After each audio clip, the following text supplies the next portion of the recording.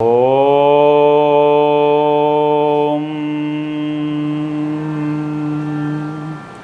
സഹനാവവതു സഹനൗ ഭുനക്തു സഹ വീര്യം കരവാവഹൈ തേജസ്വിനാവധീതമസ്തു മാ വിദ്യുഷാവഹൈ. ഓം ശാന്തി ശാന്തി ശാന്തി. ഹരി ഓം. ശ്രീ ഗുരുഭ്യോ നമഃ.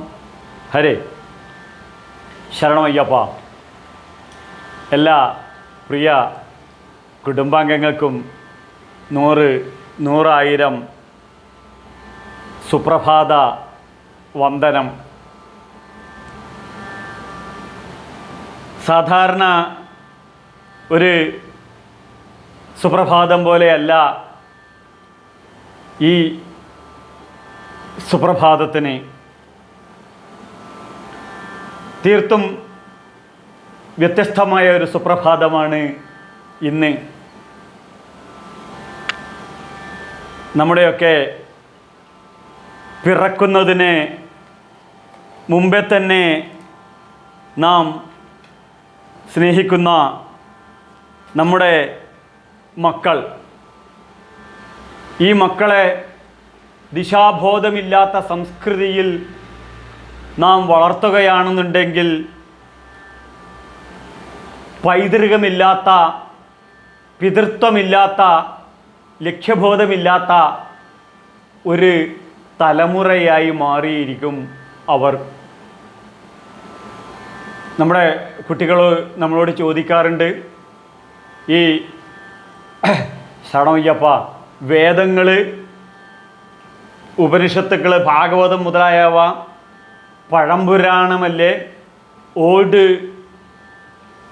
ടെസ്റ്റ് അല്ലേ എന്നുള്ളത്. അല്ല മക്കളെ, അല്ല, പഴംപുരാണമല്ല ഇത്. ജീവിത ഗന്ധിയാണത്, ഒരു സംസ്കൃതിയാണിത്. നമ്മുടെ ജീവിതത്തെ സുഗന്ധപൂരിതമാക്കാൻ ഋഷീശ്വരന്മാരുടെ അനുഭവങ്ങൾ അനുഭൂതിയാക്കി മാറ്റിയതാണ് ഈ വേദമാതാവ്. ഈ വേദമാതാവിൻ്റെ മക്കൾ ഒരിക്കലും പതിച്ച് നശിക്കില്ല. ഞാനിത് പറയാൻ കാരണം, ഇന്നലെ എനിക്ക് എറണാകുളത്താണ് ബിസിനസ്, അഡ്വർടൈസ്മെൻറ്റിൻ്റെ ബിസിനസ്സും എഡ്യൂക്കേഷൻ എമിഗ്രേഷൻ്റെ ബിസിനസ്സും ഉണ്ട്. എറണാകുളത്താണ്. അപ്പോൾ എനിക്ക് ഇന്നലെ വൈകുന്നേരം പനമ്പള്ളി നഗറിൽ ഒരു ക്ലയൻറ്റിനെ മീറ്റ് ചെയ്യാനുണ്ടായിരുന്നു. ആ ക്ലയൻറ്റിനെ മീറ്റ് ചെയ്ത് നേരെ രവിപുരത്ത് ഒരു ക്ലയൻറ്റിനെ മീറ്റ് ചെയ്യാനുണ്ടായിരുന്നു. അത് കാരണം ഞാൻ ക്രോസായിട്ട് പനമ്പള്ളി നഗർ സ്കൂളിൻ്റെ സൈഡ് വഴി പോവുകയായിരുന്നു. അപ്പോൾ സ്കൂളിന് പിറകു വശത്തായിട്ട് ഒരു ക്രിസ്ത്യൻ സെമിത്തേരിയ ഉണ്ട്. ഈ സെമിത്തേരിയയുടെ ഇടത് വശത്ത് ആണ്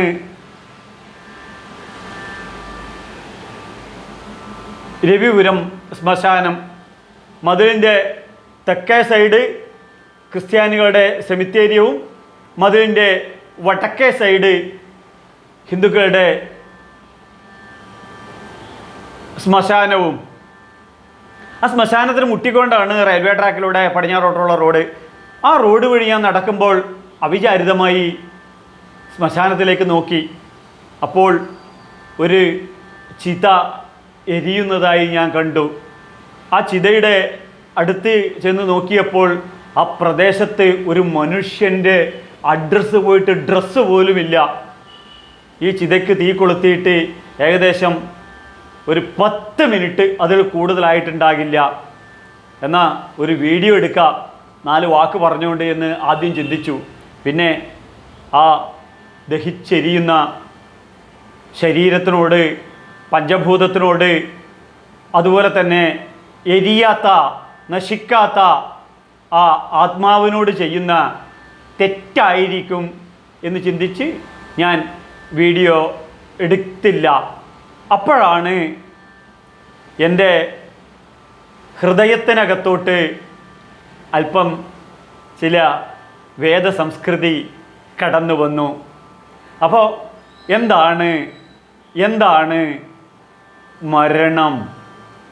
അത് എങ്ങനെ ഫ്രൂട്ട്ഫുള്ളാക്കാം, എങ്ങനെ യൂസ്ഫുള്ളാക്കാം, എങ്ങനെ എൻജോയ് ചെയ്യാം, എങ്ങനെ മരണത്തെ പോലും പുൽകുകയും പുണരുകയും ചെയ്യാം. ഇതാണ് ഋഷീശ്വരന്മാർ അവരുടെ ജീവിത അനുഭവങ്ങൾ അനുഭൂതിയാക്കി മാറ്റുന്നതാണ് വേദമാതാവ്. ആ പോസിറ്റീവ് അനുഭൂതിയാക്കി മാറ്റുകയാണ്. അപ്പോൾ ജീവിതചര്യ, ജീവിതക്രമം അതുവഴി അവർ എത്തിച്ചേരുന്നു. ലോക സമസ്ത സുഖിനോ ഭവന്തു, ഗോബ്രാഹ്മണേഭ്യ ശുഭമസ്തു നിത്യം, ശുഭമസ്തു നിത്യം, ശുഭമസ്തു നിത്യം. ലോകത്തിന് മുഴുവൻ മംഗളകരമായിട്ട് ലോക സമസ്ത സുഖിനോ ഭവന്തു, ഗോ ബ്രാഹ്മണേഭ്യ. ഇവിടെ ഗോ എന്ന് പറയുന്നത് സമസ്ത ജീവികളും പശു അടക്കമുള്ള ഗോ ബ്രാഹ്മണേഭ്യ. ഇവിടെ ബ്രാഹ്മണൻ എന്നുള്ളത് ജ്ഞാനിയായ, അറിവ് നേടിയ വ്യക്തി എന്നുള്ളതാണ്. അപ്പോൾ ആ ഏറ്റവും ആദിയിലുള്ള ഏറ്റവും പഴയ വേദമാണ് ഋഗ്വേദം, പിന്നീട് യജുർവേദം. അപ്പോൾ ഈ 4 വേദങ്ങളിലും 4ആയി തരംതിരിക്കുന്നുണ്ട് എല്ലാ വേദങ്ങളെയും. സംഹിത, ബ്രാഹ്മണം, ആരണ്യകം, ഉപനിഷത്ത്, ഇങ്ങനെ 4ആയി തരംതിരിക്കും. ഇങ്ങനെ ഈ 4 വേദങ്ങളും കൂടി 1180 1180 ഉപനിഷത്തുക്കളുണ്ട്. ഈ 1180 ഉപനിഷത്തുക്കളിൽ നിന്നും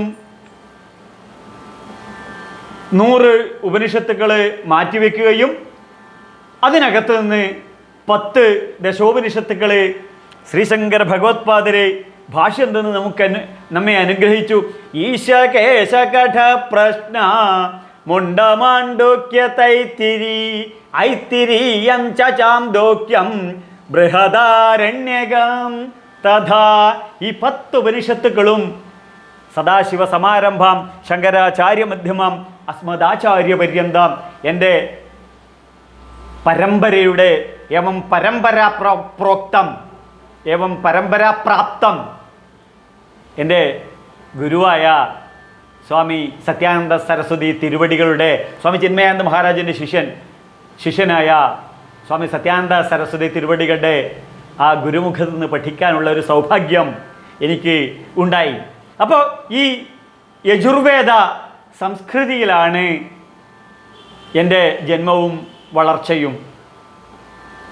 അങ്കിരസ സദാശിവനെ തുടങ്ങി അങ്കിരസ ഋഷിയിലെത്തി എൻ്റെ മുത്തശ്ശന്മാരിലൂടെ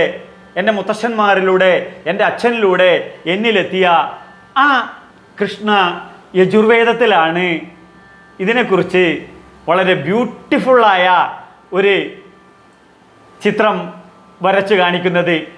അത് ആ വേദത്തിലെ ഇത് മാത്രമല്ല, സംഹിതയിലും ബ്രാഹ്മണത്തിലും ആരണ്യകത്തിലും പല സ്ഥലങ്ങളിലും ഇത് തിരിച്ചും മറച്ചും പറയുന്നുണ്ടെങ്കിലും ഇവിടെ ഇതിന് ഇത്തിരി സൗന്ദര്യം കൂടും.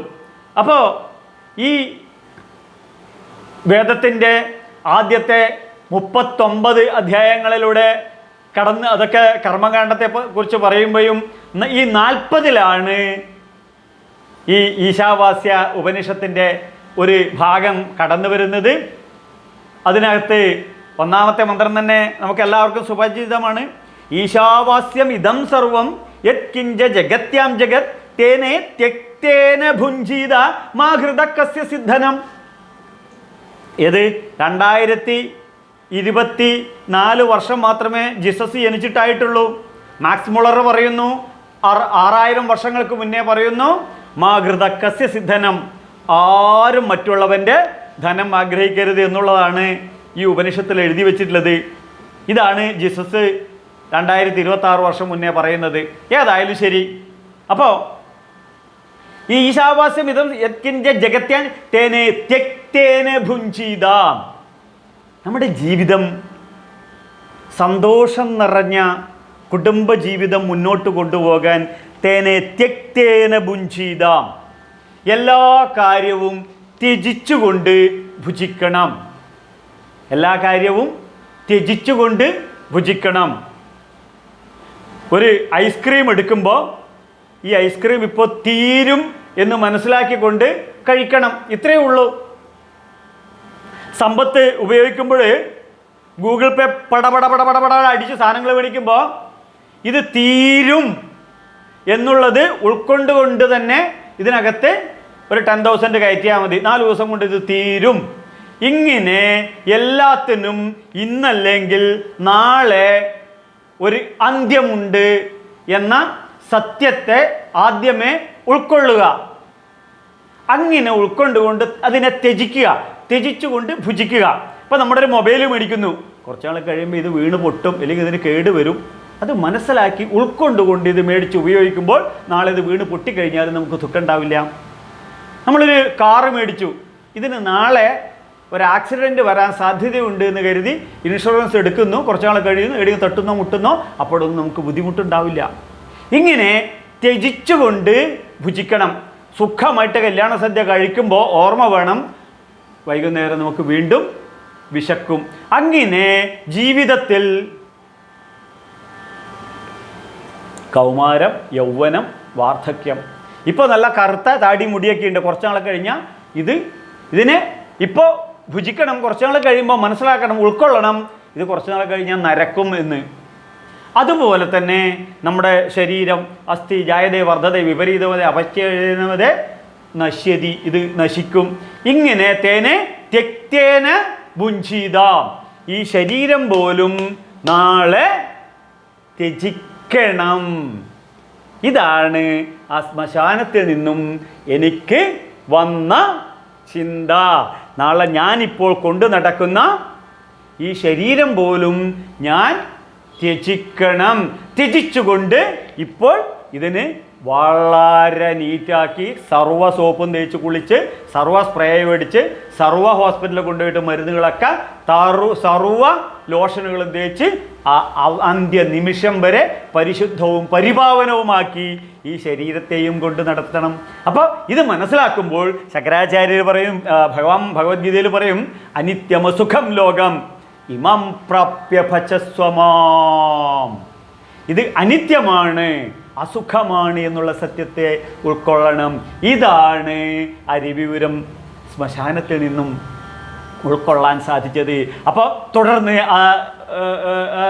ഉപനിഷത്തിൽ ഋഷി പറയുന്നു, കുറുവന്നേ വേഹ കർമാണി ജിജീവീക്ഷേ ക്ഷതം സമാ. ക്ഷതം 100 വർഷം.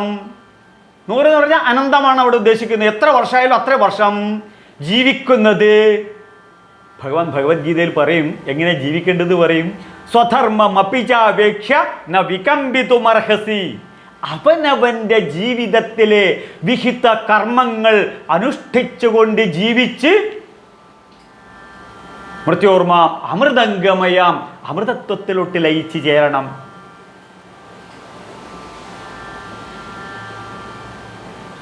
അപ്പോൾ പരമാത്മാവിൽ നിന്നും പരമാത്മാവായി ജീവിച്ച് പരമാത്മാവിലേക്ക് ലയിക്കുമ്പോൾ ഈ ഡ്യൂറേഷനിൽ ഡേറ്റ് ഓഫ് ബർത്തും ഡേറ്റ് ഓഫ് ഡെത്തിൻ്റെയും ഇടയിൽ ചെയ്യുന്ന കർമ്മങ്ങളാണ് സ്വധർമ്മം അപിചാപേക്ഷ കുറുവന്നേ വേഹകർമാണി. നീ ചെയ്യുന്ന പ്രവൃത്തികൾ മുഴുവൻ സ്വധർമ്മം അപിചാപേക്ഷ, നീ നിന്റെ കർമ്മങ്ങളാക്കി മാറ്റണം. ന വികമ്പിതുമർഹസി, അതിന് ഒരു വിട്ടുവീഴ്ചയും വരുത്തരുത്. അപ്പോൾ ഈ അന്ത്യനിമിഷം വരെ അതിനുശേഷവും ജീവിതം പരമാനന്ദത്തിൽ കൊണ്ടു നടക്കണമെങ്കിൽ അവനവൻ ചെയ്യേണ്ട കർമ്മങ്ങൾ ചെയ്യണം, വിഹിത കർമ്മങ്ങൾ. എങ്കിലോ ആ കർമ്മങ്ങൾ നന്മയിലധിഷ്ഠിതമായ സത്കർമ്മങ്ങൾ മാത്രം ചെയ്യാനും ദുഷ്കർമ്മങ്ങളുടെ പെർസെൻറ്റേജ് കുറച്ചുകൊണ്ടുള്ളൊരു ജീവിതം ഒഴിവാക്കാനാവില്ല, ഒഴിവാക്കേണ്ടി വരും. അപ്പോൾ ചതി, വഞ്ചന, തട്ടിപ്പ്, വെട്ടിപ്പ്, തട്ടിപ്പിടിച്ചതും കട്ടുപറിച്ചതും കട്ടുമുട്ടിച്ചതും ബ്രൈവറി വാങ്ങിച്ചത്, ഇതുപോലുള്ള ദുഷ്കർമ്മങ്ങളുടെ പെർസെൻറ്റേജ് ആവുന്നതും കുറയ്ക്കുകയും സത്പ്രവൃത്തികൾ, സത്കർമ്മങ്ങൾ ചെയ്തുകൊണ്ട് ജീവിക്കുകയാണെന്നുണ്ടെങ്കിൽ ആ വാർദ്ധക്യത്തെ നമുക്ക് സന്തോഷത്തോടുകൂടി പുണരാം. ഇത് ഈ ഈശാവാസ്യ ഉപനിഷത്ത് അവസാനിക്കുന്ന മന്ത്രത്തിൽ 17ാമത്തെ മന്ത്രത്തിൽ അത് വളരെ ഭംഗിയായിട്ട് പറയുന്നു. അത് വേദത്തിൽ പല സ്ഥലങ്ങളിലും യജുർവേദത്തിൽ കാണാൻ നമുക്ക്. ശ്രവണമയ്യപ്പ വായുരനിലമൃതമധേദം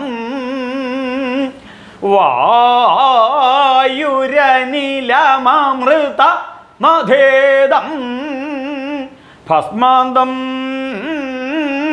ശരീരം ഓം ക്രതോ സ്മരകൃതം സ്മരകൃതം സ്മര. ഇടക്കിടക്കേ ഇങ്ങനെ കൃതം കൃതം കൃതം എന്ന് പറയും, സ്മര സ്മര സ്മര എന്ന് പറയും. എന്തിനാണ്? ഭജഗോവിന്ദം ഭജഗോവിന്ദം ഗോവിന്ദ ഭജം മൂഢമതേ. ശങ്കരാചാര്യ പറയുന്നു, സംപ്രാപ്തേ സന്നിഹിതേ കാലേ. കാലം വരുന്ന സമയത്ത്, സംപ്രാപ്തേ വരുന്ന സമയത്ത്, സന്നിഹിതേ കാലേ കാലം വരുന്ന സമയത്ത്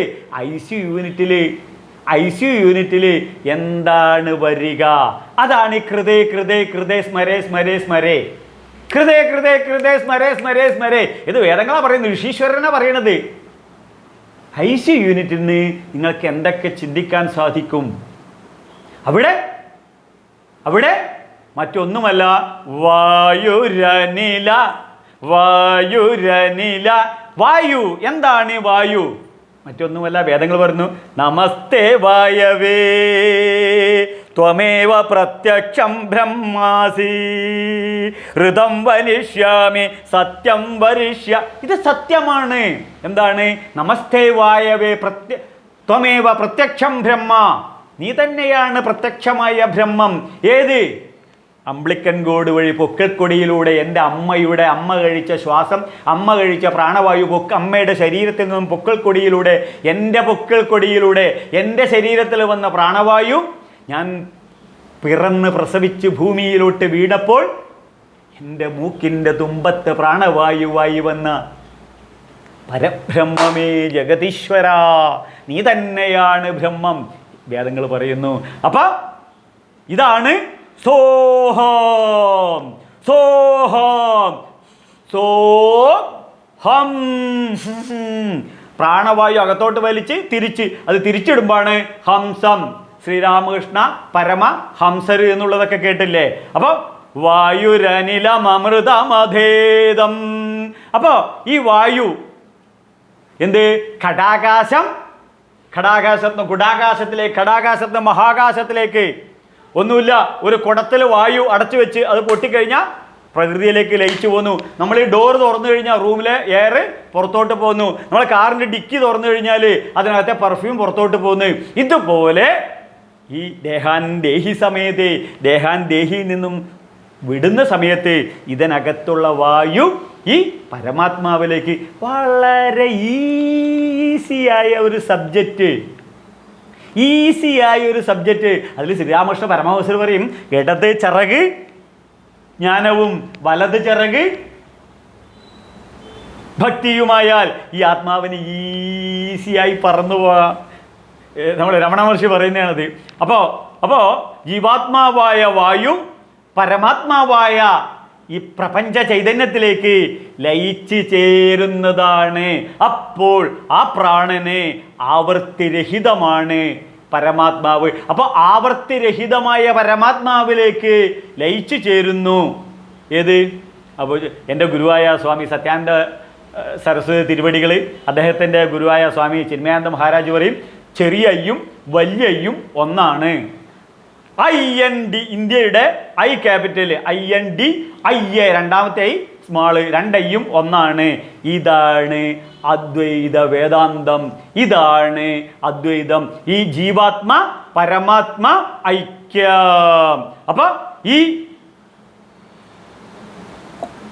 ഘടാകാശത്തുനിന്ന് മഹാകാശത്തിലേക്ക് പോകുന്നവള് ഈ ഹൃദയത്തിലെ പ്രാണൻ പരമാത്മാവിലോട്ട് ലയിച്ചു ചേരുമ്പോൾ ശ്രദ്ധിക്കണം, വായുരനില മാമൃതം. അമൃതം. ഇവിടെ മൃത്യുവില്ല. ഇവിടെ ഈ മൃത്യു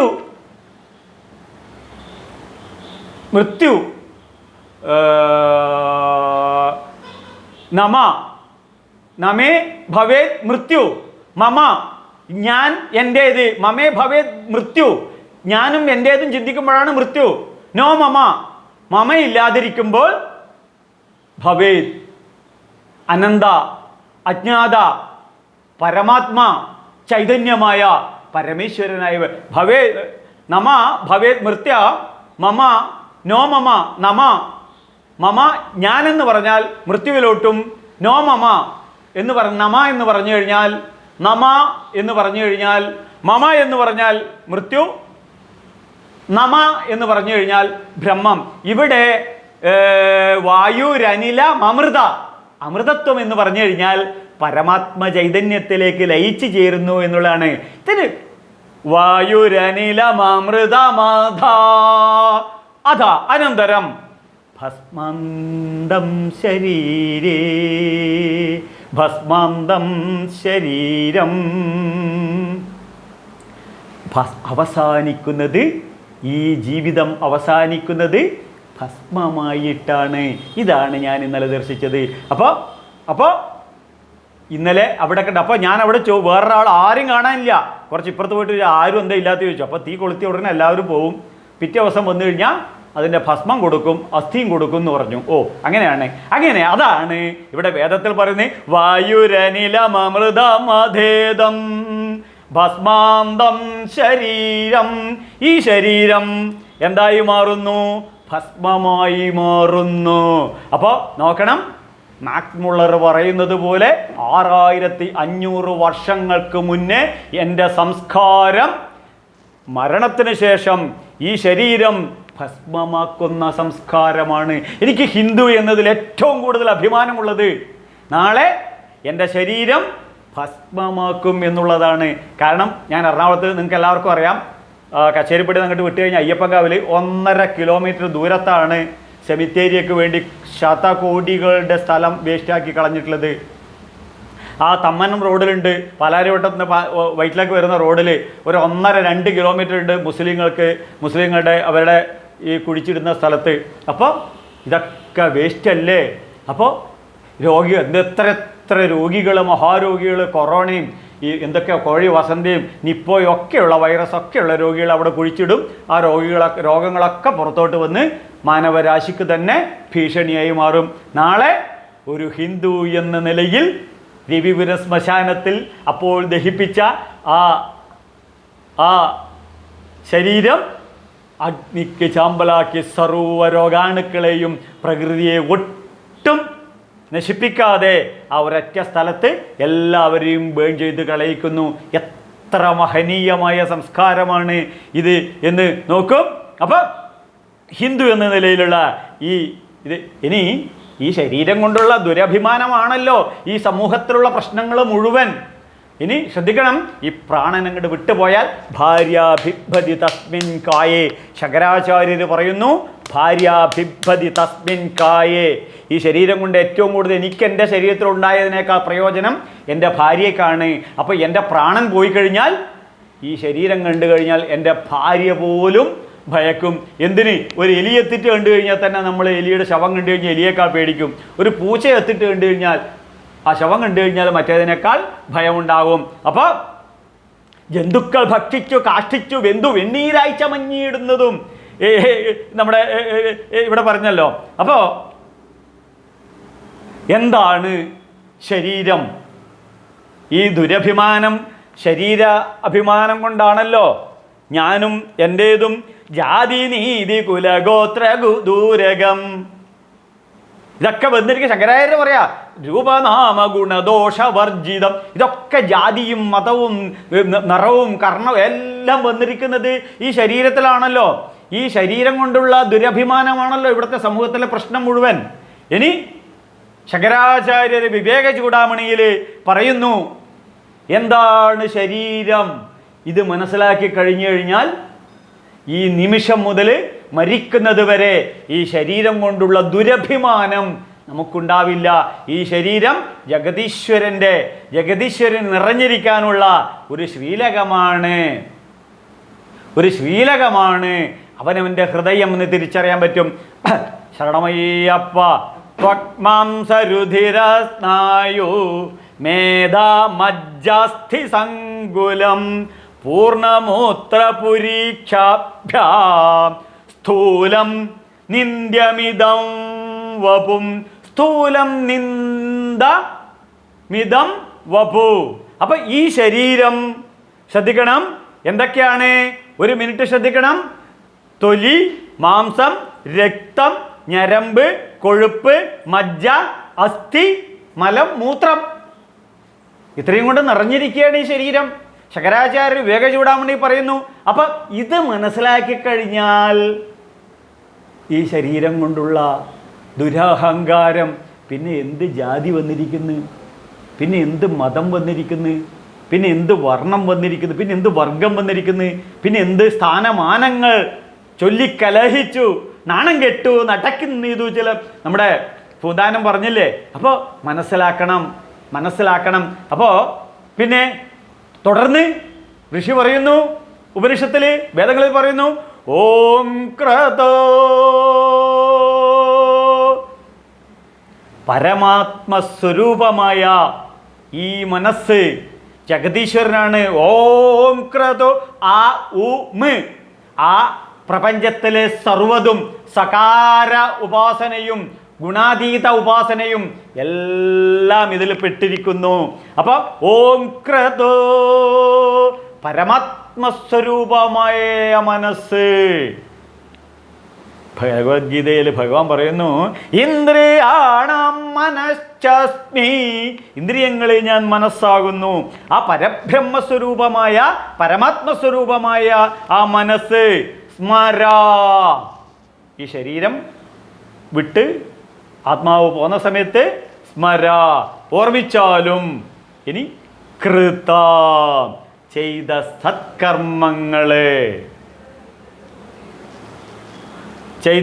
സത്കർമ്മങ്ങള് വാങ്ങിച്ചത് എന്തൊക്കെയുണ്ട്, അതിൽ എത്ര ഇരട്ടി ജീവിതത്തിൽ നാം കൊടുത്തു. പ്രകൃതിയെ തകർക്കാതെ, പ്രകൃതിയെ നശിപ്പിക്കാതെ ജീവിതത്തിൽ നേട്ടങ്ങളുടെ എത്ര ഇരട്ടി നാം കൊടുത്തു. അതാണ് കൃതം.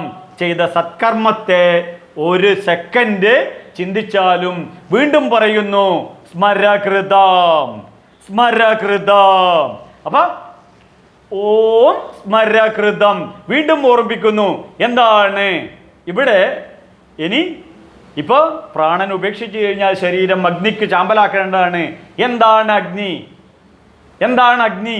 മറ്റൊന്നുമല്ല, സന്തോഷത്തോടു കൂടി അതിനെ പുണരേണ്ടതാണ്. കാരണം അഥർവവേദം പറയുന്നു, അഗ്നിമേളേ പുരോഹിത യജ്ഞസ്യ ദേവമൃത്യുജം ഹോതാരം രത്നധാതമം. ജീവിതം രത്നവും പവിഴവുമാക്കി മാറ്റേണ്ടതാണ് ഈ അഗ്നി. അതുകൊണ്ട് നീ പുരോഹിതനായി ആചരിച്ചു കാണിച്ചു തന്നുകൊണ്ട് എൻ്റെ മുന്നേ നടക്കൂ. ആവഹനീയാഗ്നി, ഗാർഹ്യപത്നാഗ്നി, ഉപാസനാഗ്നി, ഇങ്ങനെ ദക്ഷിണാഗ്നി നമ്മൾ ദക്ഷിണാമൂർത്തിയെ സങ്കല്പിച്ച് തക്കോട്ട് തെരുവെച്ച് ദക്ഷിണാഗ്നി വെക്കും. പിന്നെ ആവാഹനീയാഗ്നി പൂജക്കും യാഗങ്ങൾക്കും ബലികൾക്കും കർമ്മങ്ങൾക്കും ഉപയോഗിക്കും. പിന്നെ ഗാർഹപത്നാഗ്നി, അടുക്കളയിൽ അഗ്നി ഇല്ലാതെ ഒന്നും നടക്കില്ല. ആ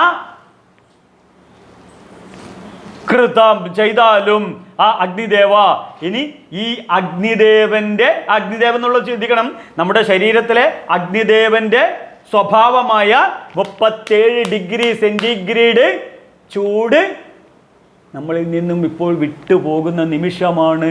ആ വിട്ടുപോകുമ്പോൾ നാം വിട്ടുപോയി ഇതുവരെ എൻ്റെ ശരീരത്തിൽ 37 ഡിഗ്രി സെന്റിഗ്രേഡായി നിന്ന അഗ്നിദേവ, നീ തന്നെയാണ് പരമേശ്വരൻ. നിന്നെ ഞാൻ സാക്ഷി നിർത്തിക്കൊണ്ട് ഞാൻ ചെയ്ത സത്കർമ്മങ്ങൾ മുഴുവൻ അങ്ങോട്ട് ഓർക്കുകയായി.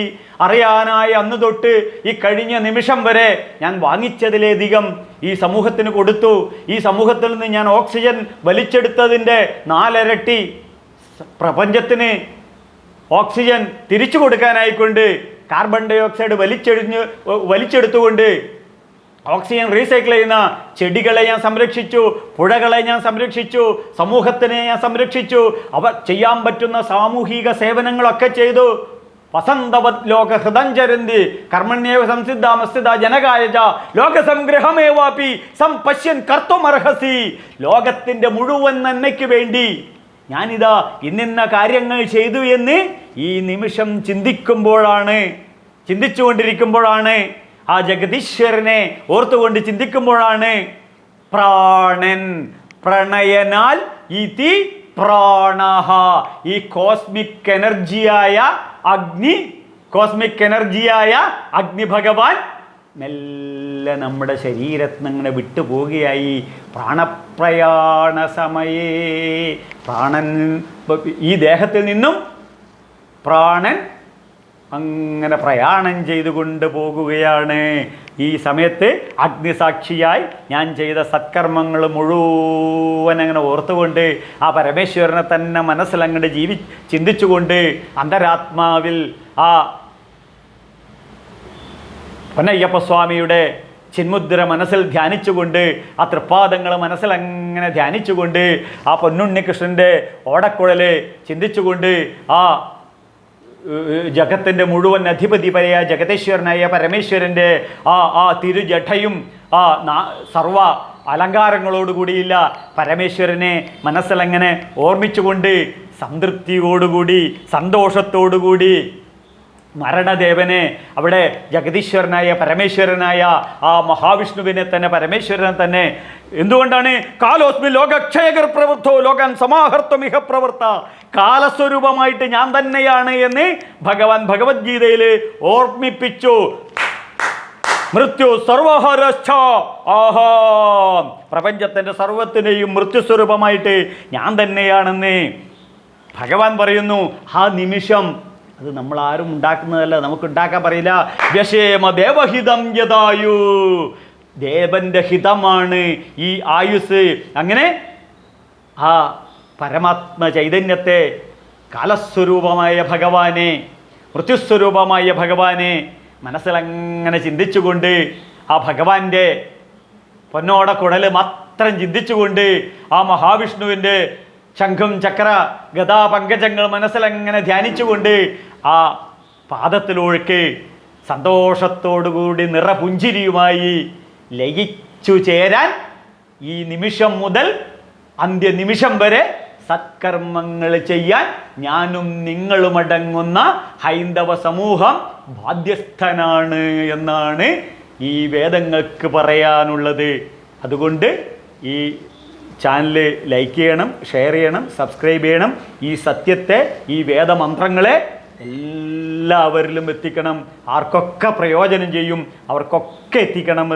അതിന് നിങ്ങൾക്കും ഇതുപോലെയുള്ള അനായാസേന മരണവും ആ മരണം വരെയുള്ള ജീവിതം സന്തോഷപ്രദമായി ആനന്ദപ്രദമായി സത്കർമ്മങ്ങൾ ചെയ്തുകൊണ്ട്, ഇവിടെ നെഗറ്റീവിനെ കുറിച്ച് പറയുന്നേ ഇല്ല ഋഷി, ഇവിടെ നെഗറ്റീവിനെ കുറിച്ച് ഈ മന്ത്രത്തിൽ പറയുന്നേ ഇല്ല. എന്തൊരു അത്ഭുതമാണ്! തെറിയില്ലാത്ത ഭാഷയാണ് വൈദിക സംസ്കൃതം. ഇവിടെ നെഗറ്റീവ് തോട്ട് പറയുന്നേ ഇല്ല. ഇവിടെ എല്ലാം പോസിറ്റീവിനോട്ട് ചിന്തിച്ച് ഇനി നെഗറ്റീവായാൽ നേരെ തിരിച്ച് മൃത്യുമാപ്നോതി യൈഹനാനേവ പശ്യതി, മൃത്യുവിൽ നിന്നും മൃത്യുവിലോട്ട് തുള്ളിക്കളിച്ചുകൊണ്ട് ശങ്കരാചാര്യ പറഞ്ഞു, ജനനി ജഠരേ ശയനം, ജനനി ജഠരേ ശയനം, വീണ്ടും വീണ്ടും മാതൃഗർഭത്തിൽ കിടന്ന് പ്രസവിച്ചും മരിച്ചും പുഴുത്ത് നാറി നരകിക്കും. അപ്പോൾ നെഗറ്റീവിനെ കുറിച്ച് പറയാതെ എല്ലാവർക്കും സന്തോഷപ്രദമായ ആനന്ദപ്രദമായ ഒരു നല്ല ജീവിതം അവസാന നിമിഷം വരെ ഉണ്ടാകട്ടെ എന്ന് ആത്മാർത്ഥമായി ആശംസിച്ചുകൊണ്ട് ഓം പൂർണ്ണമദ പൂർണ്ണമിദം പൂർണ്ണാത് പൂർണ്ണമുദച്യതേ പൂർണ്ണസ്യ പൂർണ്ണമാദായ പൂർണ്ണമേവാവശിഷ്യതേ. ഓം ശാന്തി ശാന്തി ശാന്തിഃ. ഹരി ഓം. ശ്രീ ഗുരുഭ്യോ നമഃ. ശരണമയ്യപ്പ.